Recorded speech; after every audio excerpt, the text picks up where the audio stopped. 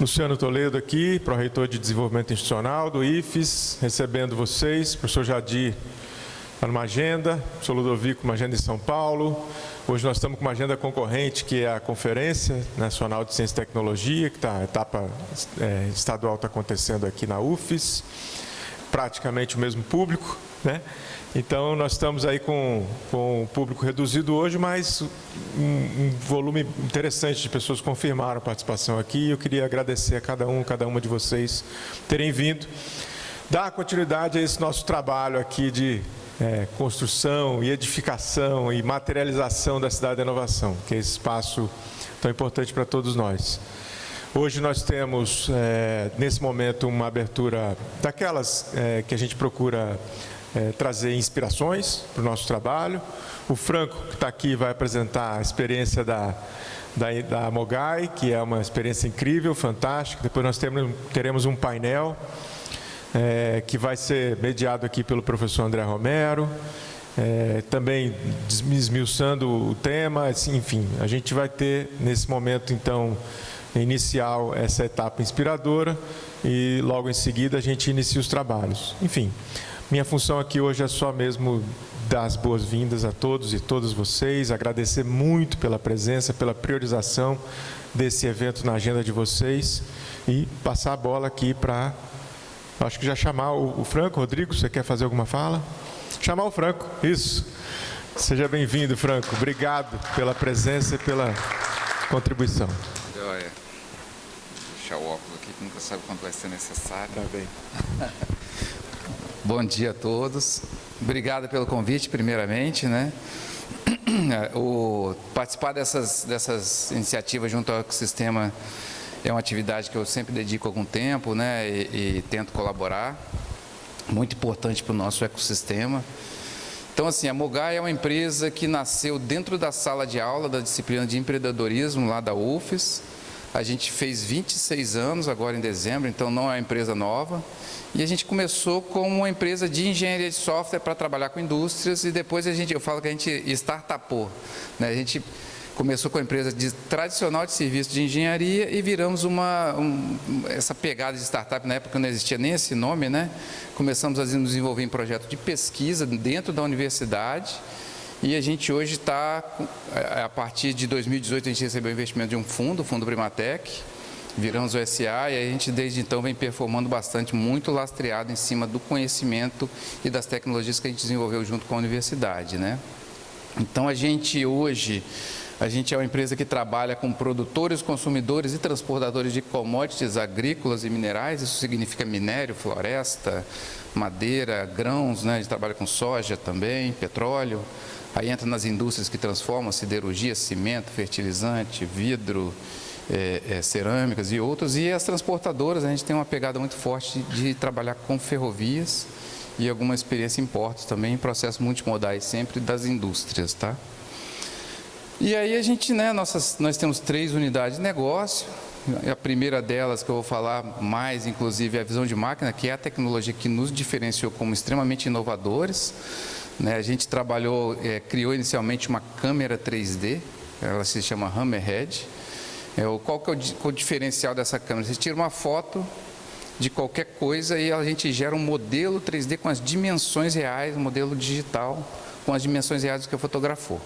Então, a princípio, eu posso tirar a foto de uma pessoa de frente e consigo gerar o modelo 3D, eu vou girar e vou ver ela como se fosse de perfil, a partir de uma foto de frente, sem referência, sem nada, e consigo, inclusive, tirar medidas do rosto dessa pessoa, por exemplo, né? Então, as aplicações, vocês devem imaginar, na indústria principalmente, são muitas, né? E a gente mede, hoje está medindo coisas que vão desde centésimo de milímetro até centenas de metros de tamanho, né? Então a gente desenvolveu essa tecnologia, hardware, software, projeto do hardware, montagem, o software que vai dentro, o software que calibra, o software que processa as imagens e as soluções que entregam mensurações ou outros dados aí para as indústrias que a gente atende. É um equipamento robusto pra caramba, operado por pessoal sem conhecimento técnico, né? E a primeira solução que a gente desenvolveu foi o Photopography, um software que se integra à câmera para medir volume de minério. A gente já trabalhava com a Vale, sabia que isso era um problema, então a gente fez uma solução que digitaliza o processo de topografia. Então a gente tem hoje 7 ou 8 alunos de geoprocessamento do IFES, de nível técnico, que ficam no nosso escritório. E os clientes, as pessoas que ficam na fábrica, nas plantas lá e nas minas, a gente tem orgulho de dizer, hoje tem pessoas que operam a nossa câmera que talvez não tenham nem um segundo grau, um ensino médio, né? Tem muito pouca cultura, às vezes pessoa que está lá na mina, lá no interior do Tocantins, no interior do Amapá, e essas pessoas a gente vai lá, ensina eles a operarem a câmera, eles coletam os dados e o nosso pessoal técnico faz a topografia dessas pilhas remotamente, né? Sem precisar nem sair da cadeira do escritório. Isso aí traz uma produtividade do processo muito grande, traz uma vantagem de você estar em regiões onde tem pouca mão de obra, então você consegue fazer esses serviços técnicos sem precisar de ter mão de obra no local, e traz um ganho de produtividade muito grande, porque o topógrafo, que é o técnico, não precisa ir lá. É muito comum nessas atividades o técnico gastar mais tempo indo ao local para coletar os dados do que efetivamente trabalhando nos dados, né? Então a gente hoje a gente trabalha com minas em céu aberto, minas em armazém, baia, silo, em qualquer ambiente de estocagem, né? Essa foi só a primeira solução que a gente fez, pessoal. Então a gente fala assim, a Mogai é uma Deep Tech, porque a gente fez a solução de ponta a ponta, a gente domina, não tem nenhuma caixinha preta ali, a gente domina tudo, a gente projeta, isso é made in Jardim Camburi, Vitória, Espírito Santo, Brasil, desde o começo, né? E até é inusitado, porque a pessoa, pô, mas quando a gente começou a fazer isso é coisa de empresa suíça, isso é coisa de empresa alemã, isso é uma empresinha capixaba que vai fazer essas coisas, e a gente ralou bastante, mas conseguimos fazer. Depois eu vou dar os tempos que a gente levou para fazer essas coisas. Não foi de uma hora para outra. Isso aqui é uma parte importante, tem mais clientes, né? Empresas como Votorantim, a SGS, que é a empresa de medição e auditoria e análise laboratoriais para a indústria, a empresa suíça, tem 170 anos. Eles contratam a gente para medir estoques de minério, enquanto eles fazem análise do teor do minério, contaminantes, essas coisas, né? Uma série de empresas aqui em todas as regiões do país, hoje a gente trabalha. Algumas muito grandes, tipo Votorantim, Gerdau, Intercement, né? Outras não tão grandes e nem tão conhecidas, né? E a gente vem crescendo bastante a quantidade de clientes. E a gente vem... Quando você domina, primeiro a gente desenvolveu a primeira solução, ficou muito tempo, aí chega num certo momento, quando a tecnologia está madura, começa a aparecer oportunidades, né? Aí vocês devem imaginar, a gente tem até que rejeitar propostas, clientes pedindo propostas para a gente fazer outras soluções. Algumas a gente não rejeita, né? Por exemplo, a gente fez esse aqui para a Petrobras, a gente aumentou a qualidade do nosso 3D. Antes, o 3D original ele tem pouca resolução para ficar um arquivo pequeno. Esse aqui a gente já aumentou a qualidade para fazer inspeção. Foi um projeto junto com a Petrobras, lá de inovação, aqueles editais Petrobras e Sebrae. O objetivo é fazer a inspeção também remotamente. Vai na plataforma, faz o 3D dos equipamentos e faz isso continuamente, monitora a corrosão, monitora algum defeito mecânico nas peças, esse tipo de coisa. Ou tira medidas, né, e vê como é que está a situação real das peças ou da estrutura. E a gente não para, né? E quando a gente tem um conhecimento, domina uma parte, a gente começa a surgir oportunidade, a gente vê a oportunidade de melhorar. A Mogai hoje está muito focada em resolver problemas da indústria, então a gente não sai do nosso mercado, mas a gente busca outros problemas. E aí surgiu uma oportunidade de começar a trabalhar com infravermelho. Infravermelho é uma forma de você medir temperatura usando imagem, né? No espectro infravermelho, que você consegue correlacionar com a imagem, mas isso tem uma série de outras aplicações, inclusive aplicações que a gente chama de multiespectral, né? Então a gente fez inicialmente uma câmera de infravermelho, é um hammerhead infravermelho, a eletrônica é a mesma do hammerhead, a gente tirou uma das duas câmeras. Só para eu voltar um pouquinho, o princípio que a gente usa do hammerhead são duas câmeras, se chama estereoscopia, mesmo princípio dos nossos olhos, né? A gente tem dois olhos para poder medir a profundidade, né? Não é para poder ficar simétrico, nem para, no caso de perder um olho, a gente ter dois, não. Né? Para a gente poder, a partir de imagens 2D, gerar um mundo 3D, para a gente poder se navegar nesse mundo, caçar e tudo mais, né? Então a gente trocou uma câmera infravermelho, uma câmera normal por uma infravermelha, fica com essa aparência, e a gente tem outras aplicações que vêm surgindo, né? Uma delas, a gente não media líquido, agora a gente mede. pela diferença de temperatura. Então ali você tem um tanque de combustível e você consegue, as cores aqui não estão tão diferentes, mas dá para ver direitinho o nível do combustível dentro do tanque. Então a gente consegue medir volume de líquido agora também, usando outra tecnologia, sem contato físico, sem fazer nada, né? É diferente. Aí vem aparecendo soluções tipo, aí para a área florestal, um problema mais sério que eles têm, é pior até do que incêndio, que é você controlar formiga dentro de plantação de eucalipto, né? E a gente fez um ajuste no nosso hammerhead, consegue identificar o tamanho do formigueiro, através disso eles conseguem ter mais precisão na quantidade de veneno que eles colocam ali para matar as formigas, né? Os caras hoje vão lá e ficam contando quantas saídas tem no formigueiro para estimar o tamanho e aí dizer que eu preciso de 1 quilo de isca para poder matar essas formigas, né? Aí a gente conseguiu, isso aqui não virou um produto ainda, a gente mostrou que tem potencial para resolver, né? Então assim, a gente sempre nos mesmos mercados, né? No caso aqui florestal. E a gente tem também a versão laser, né, o LiDAR do hammerhead. A gente desenvolveu inicialmente para medir volume de floresta em pé, que a gente sai da parte de grãos e vai medir o estoque de madeira em pé. Para isso, a nossa câmera não resolveu esse problema, precisou do LiDAR. Tem outras aplicações do LiDAR também. E a gente desenvolveu um equipamento que a gente fez em parceria com a UFES, lá de Alegre. E a gente já está fazendo parceria não com o pessoal da tecnologia, mas com o pessoal da floresta, né, da engenharia florestal. É uma parceria que a gente está fazendo que está sendo bem prolífica. E aí a gente, de novo, né, essa questão de ser uma Deep Tech tem essa vantagem, você consegue desenvolver tecnologias com mais facilidade. A Suzano viu que a gente estava medindo florestas em pé, apareceu um edital da Suzano, os caras estão aportando quase R$1 milhão para a gente medir a densidade da madeira em pé. Isso aí gera uma informação que para eles é interessante, que reduz o custo de extração de celulose dentro das caldeiras deles, sabendo com mais precisão a densidade das árvores. E também tem um outro efeito colateral que não é muito interesse deles, mas que o mercado todo está vendo, que se a gente tem um volume e tem a densidade, a gente sabe quanto carbono está sendo fixado pela floresta. Isso é uma informação que vale muito dinheiro e vai valer muito dinheiro mais para frente, né? Que é sequestro de carbono da atmosfera, né? E a gente vem, assim, a última família de tecnologias que a gente vem usando, vai começar a desenvolver agora, já está com o contrato assinado também, é fazer análise multiespectral com satélite, fotografia de satélite. O que dá para fazer com isso? Por exemplo, levantar indicadores de nutrição dos vegetais através de fotografia, seja satélite ou seja local, mas você consegue em larga escala saber, por exemplo, como é que está a nutrição das florestas ou outra cultura, né? A gente está vendo se consegue viabilizar um projeto para o setor de café. E aí a gente entra num ciclo, né? A gente está mudando, fazendo uma estratégia mais ampla, porque se eu já atendo as indústrias, a gente tem muito cliente que é da indústria de fertilizante. E se a gente identifica qual que é a demanda de fertilização no campo, a gente consegue fechar um ciclo e nos nossos clientes de fertilizantes e dentro da nossa unidade de negócio logística, até controlar o processo logístico de abastecimento de fertilizante no campo e gerar soluções mais completas assim para o mercado em geral. Então a gente já está com o olho bem lá na frente para fazer, usar melhor essas informações que a gente vem gerando, né? Todas elas baseadas em imagens.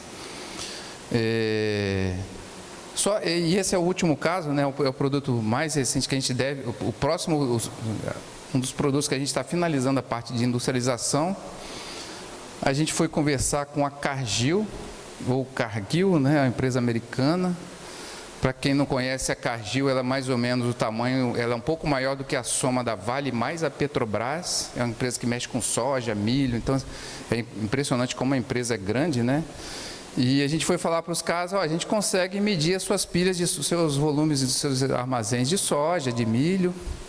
E os caras falaram, Franco, a gente tem um problema sério aqui que é medir o floco de soja. Quando a gente vai extrair o óleo de soja, eu fatio ela, faço um tratamento térmico e essa fatia tem que ter entre 0,2 e 0,3 milímetros. Então a gente estava lá conversando com eles para medir pilhas de soja em armazéns que às vezes tem dezenas de metros. E os caras pedem para a gente fazer medição de décimo de milímetro. Eles hoje toda a extração de óleo basicamente faz isso aqui e é medido com micrômetro ainda manualmente.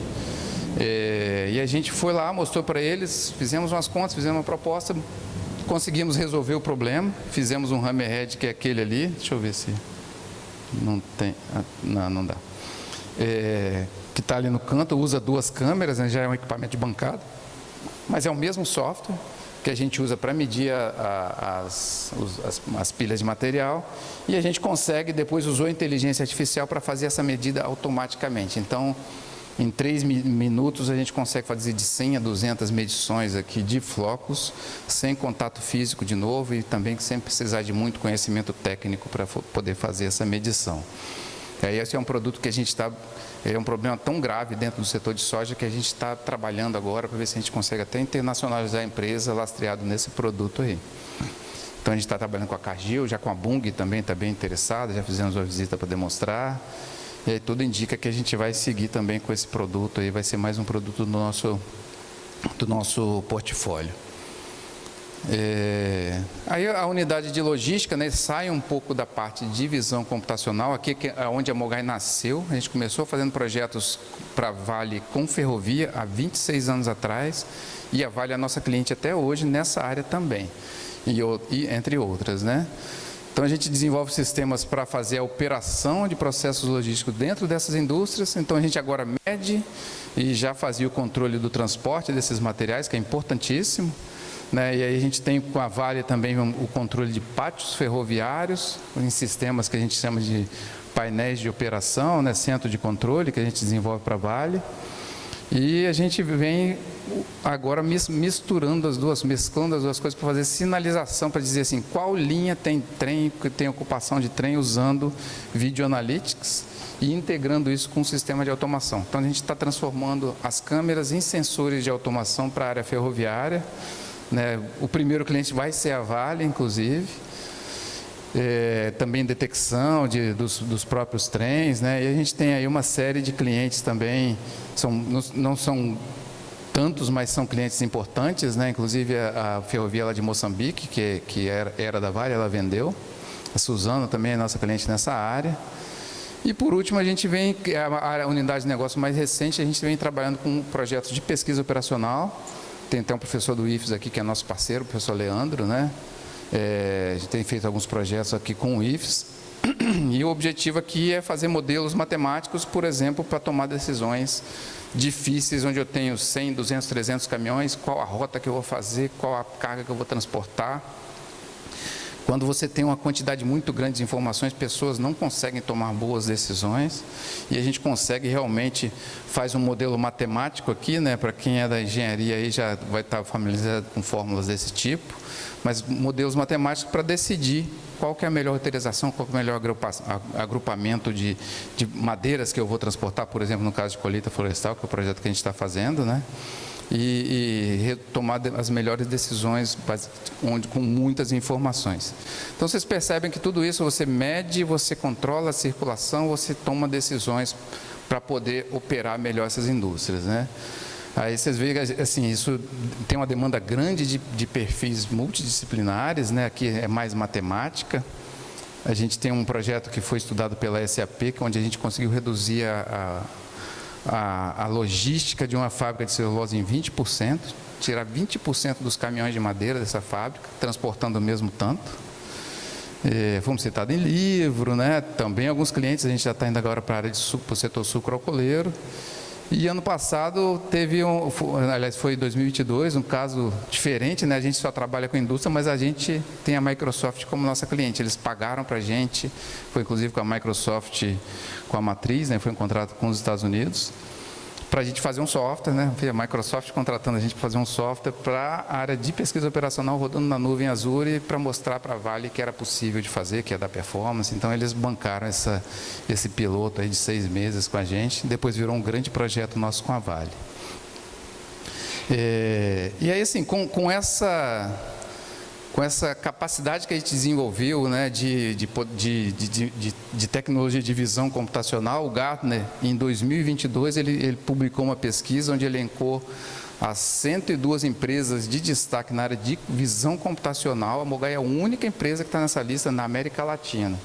Lá tem Google, tem Amazon, tem Intel, Alibaba, Fujitsu também, que é forte na área de saúde, e a Mogaizinha lá, a gente no cantinho lá, né, mas fizemos parte dessa pesquisa, a gente apareceu, isso é um reconhecimento para nós muito importante. O Gartner é o principal instituto que faz análise de tendências e para onde vão as tecnologias no mundo.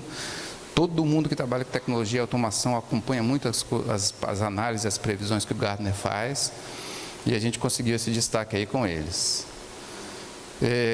Ano passado, em fevereiro, eu estive lá na Arábia Saudita, né? Foi a final da Copa Mundial de Empreendedorismo.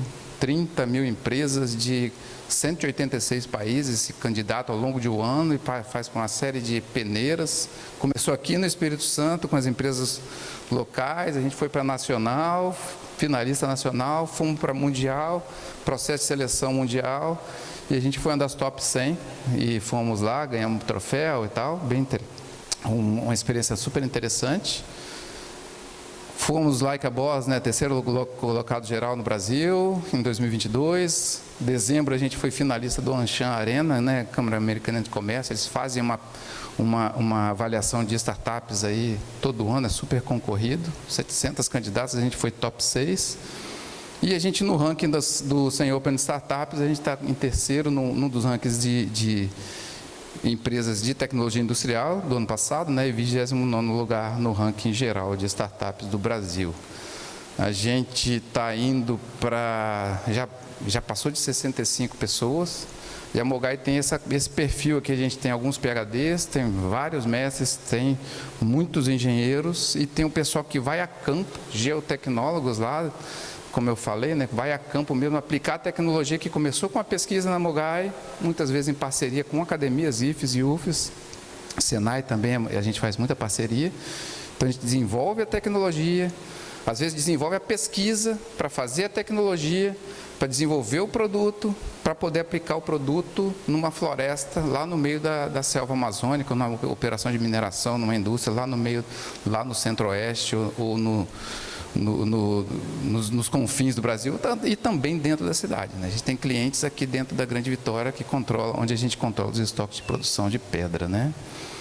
Então, assim, a história da Mogai é mais ou menos essa, né? O nosso caminho. Aí eu até botei uma linha de tempo aqui para a gente ter uma ideia, porque essas coisas não saem de uma hora para outra, gente. Não é assim, não é um investimento. Não vou fazer inovação. Vou decidir inovar agora. No final do ano eu tenho um produto para vender. Se for muito fácil de fazer, vai ser muito fácil de copiar. No final das contas, assim, você não vai conseguir se destacar no mercado, né? Então a gente trilhou um caminho extenso. Eu fui muito otimista, confesso. Achei que se eu soubesse que ia demorar tanto tempo, talvez eu não tivesse feito o investimento lá no início, mas a gente fez e foi feliz, né? Então, assim, da ideia, a primeira vez que eu conheci esse conceito da estereoscopia foi com o professor Alberto Ferreira de Souza, lá do veículo autônomo lá da UFES, pesquisador lá do LCAD, do Laboratório de Computação de Alto Desempenho. Primeira vez que ele me falou dessa tecnologia, ele queria fazer sistema de visão para ajudar os robôs a navegarem em ambientes, né? Ele já tinha essa ideia, foi em 2003.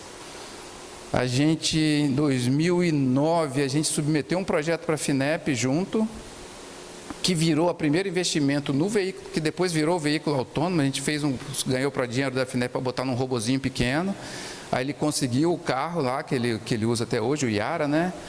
E a gente era a equipe da Mogai através da FINEP, lá com recursos da FINEP, isso em 2010, 11, 12. Aí a gente sacou a tecnologia de visão computacional do carro e em 2003, quando o Alberto me falou dessa tecnologia, eu falei, cara, isso dá para medir minério, isso é um problema importante para as indústrias que produzem minério e processam minério, né? Então, fiquei com essa ideia na cabeça de usar a tecnologia que ele queria usar para fazer navegação robótica para medir minério, né? Para aparentemente, assim, problemas completamente diferentes, mas com a mesma tecnologia. Então, em 2012, 2013, a gente sacou a tecnologia do projeto que a gente desenvolveu com ele, do carro, e a gente fez o Hammerhead. A partir dali, a gente desenvolveu o Hammerhead Então, do Hammerhead, a primeira versão da câmera ficou pronta em 2015, para a gente começar a fazer o produto. A gente começou a fazer o produto em 13, né? A primeira câmera em 2015, a gente teve a primeira venda em 2016, né? 3 anos de desenvolvimento de produto e 13 anos desde que a gente tinha conhecido, ou ouviu falar da... 13, né? Até a primeira venda, 13 anos desde que a gente ouviu falar da tecnologia, né? E já há bastante tempo, né? A primeira solução, a gente está no mercado, né? Já tem esse período aí, 8 anos, né? E só em 2020 que a gente começou a escalar, ou seja, começou a vender mais, porque a gente ficou muito tempo testando, validando, catequizando o mercado também. Isso é uma coisa que demora muito. As empresas, quem tem uma pegada mais tecnológica, normalmente subestima a etapa de venda, principalmente produtos muito inovadores, que a gente chama de produtos disruptivos, que mudam a forma como o mercado é atendido, ou solucionam um problema do mercado de uma forma muito diferente.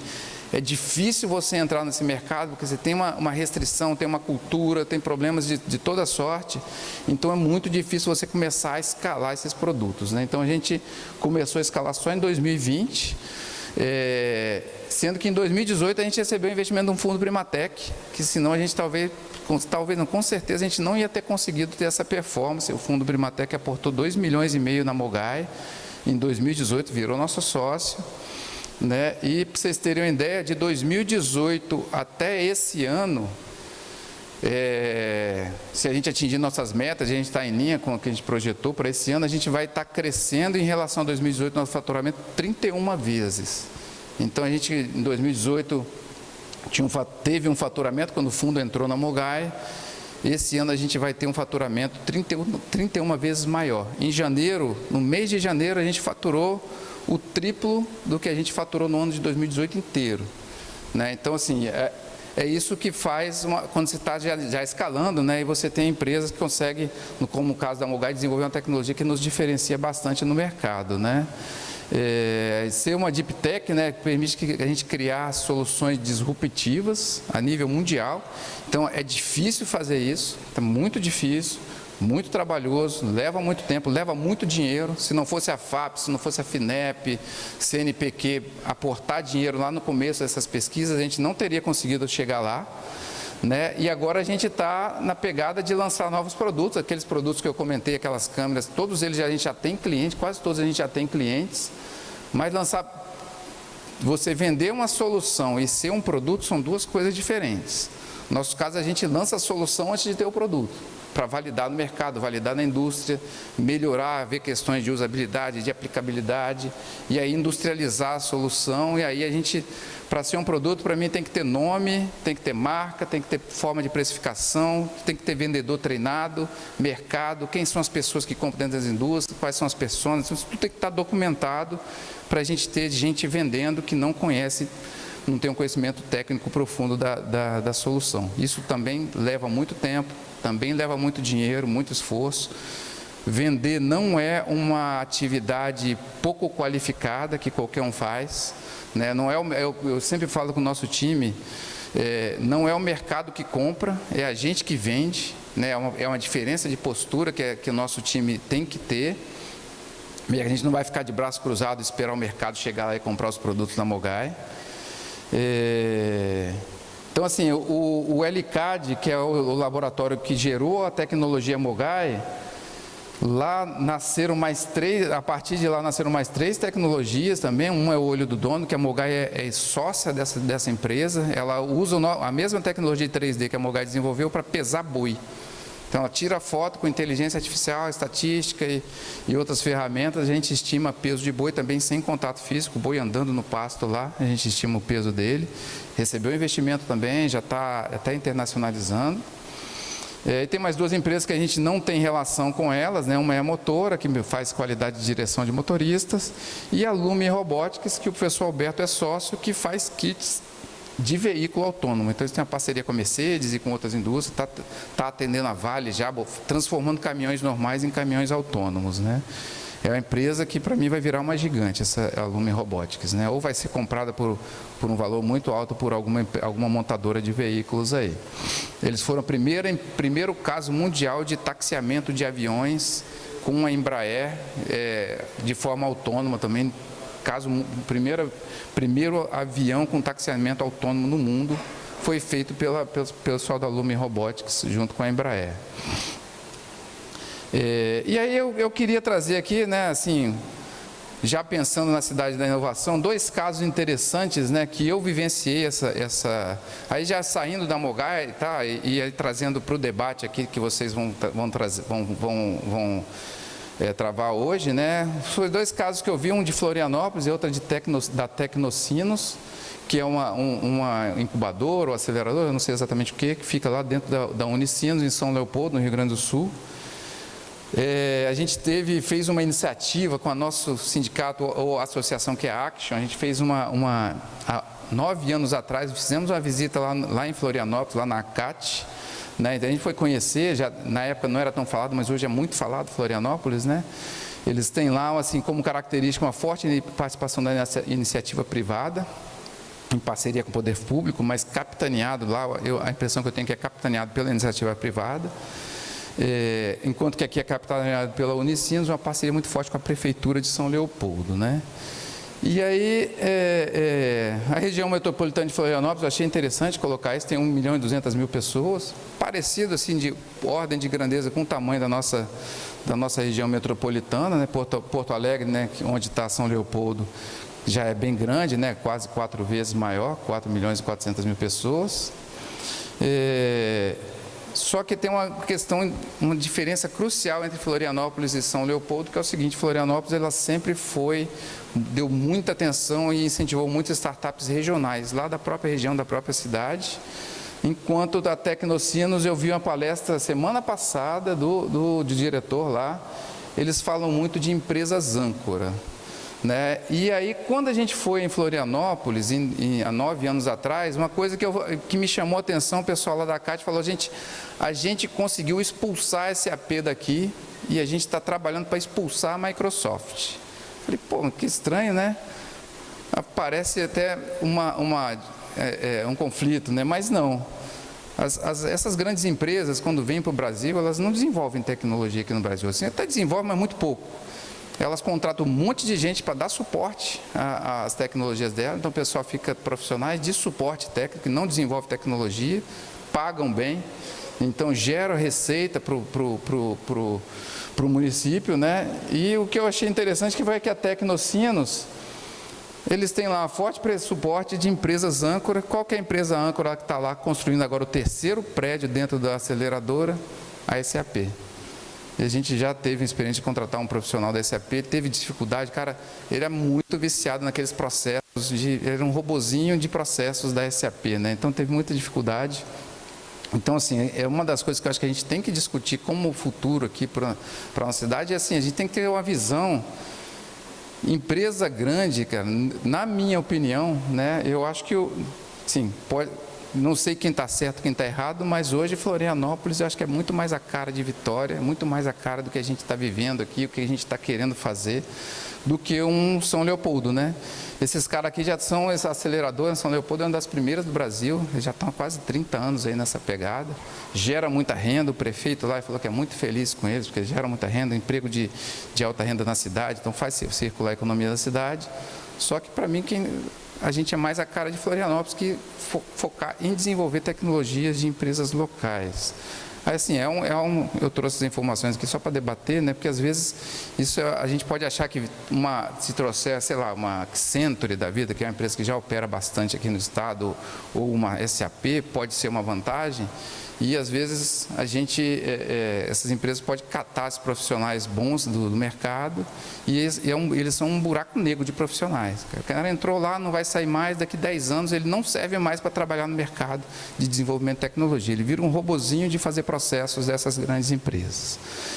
O que a gente pode fazer como cidade de inovação? Que são coisas que eu entendo que posso, como vocês passaram um briefing, né? Eu pensei assim, o que a gente pode fazer? Então, a gente faz sentido aproximar a Academia de Empreendedores, né, baseado na história da Mogai, eu acho que faz muito sentido.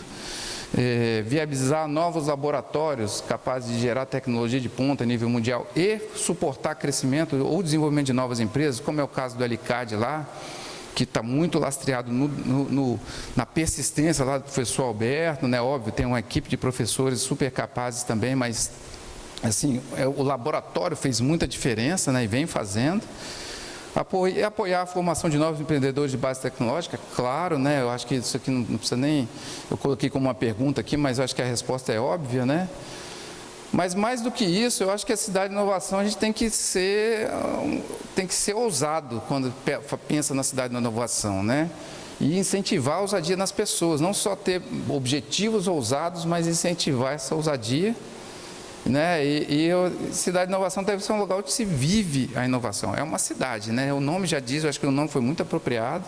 Você vai viver a inovação aqui dentro. Então, o pensamento tem que ser assim: a cidade da inovação não vai gerar ISS esse ano para o governo, para a prefeitura, nem outros impostos em grande escala nos próximos anos, né? A gente tem que ter essa visão de que o negócio é um negócio de longo prazo. Fazer inovação não se faz em 6 meses, 1 ano, que você vai fazer inovação, coisas diferenciadas, criar empresas diferenciadas. Não vai. Eu estava até falando com o Jardel, né, uma frase que eu vi lá quando eu fui no Vale do Silício, é uma frase do cara do Twitter. Ele falou assim: aqui no Vale do Silício, lá no Vale do Silício, é onde eles têm mais apoio para desenvolver tecnologia inovadora, tem história, tem dinheiro, tem talento, tem tudo, né? Ele falou: aqui no Vale do Silício, a gente fica trabalhando dia e noite durante 10 anos para virar sucesso da noite para o dia. Então, quando alguém vira um sucesso, pô, uma PicPay, pô, os caras fizeram só um aplicativo. Cara, eles ficaram anos e anos e anos tentando lá dentro da Tec Vitória, anos e anos, muitos anos. A PicPay acho que foi a 5ª ou 6ª empresa que eles fizeram, né? Fizeram várias outras tentativas antes para chegar na PicPay. Passaram um perrengue lá, quase quebraram, até receberam investimento, e hoje a PicPay é a gigante que é, né, depois de toda essa experiência. E aí, quando vira o sucesso, assim, pô, os caras só fizeram um aplicativo, né? Pô, o Mogai só pegou a pesquisa do professor Alberto e pegou a câmera lá e saiu medindo minério, né? Quando você vê o resultado, às vezes você subestima a quantidade de trabalho que dá para chegar lá, né?